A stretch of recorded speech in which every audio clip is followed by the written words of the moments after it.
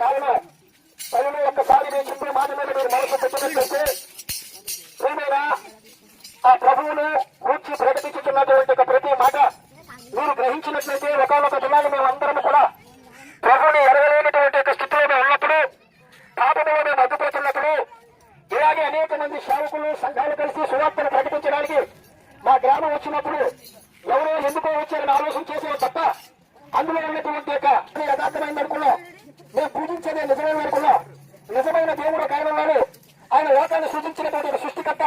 ఆయన ఎదకొస్తే ఆయన ఏమాత్రం తోసివేసే దేవుడు కాదు. పాపాలు క్షమించే దేవుడు, రోగాలను బాగు చేసే దేవుడు, సమాధానమైన వారికి సమాధానం ఇచ్చే దేవుడిని గ్రహించలేకపోయి చాలా కూడా మేము మరి పాపపు జీవితంలో పడి ఉన్నప్పుడు ఆ నిజమైన దేవుణ్ణి మేము గ్రహించి ఆయనను విశ్వసించి ఆయనను రక్షించబడి ఈ గుణాన్ని ఇలాగ ప్రేమించింది. ఆయన అందరిలాంటి దేవుడు కాదు. అందరినీ కూడా ప్రేమించే నిజమైన దేవుడు తిన్నారా?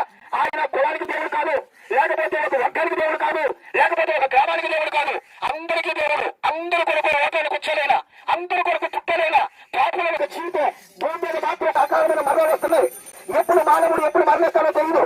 మరణించిన తర్వాత నా ప్రియమైనటువంటి ప్రజలారా గ్రహించాలి. ఈ భూమి మీద ఉన్నటువంటి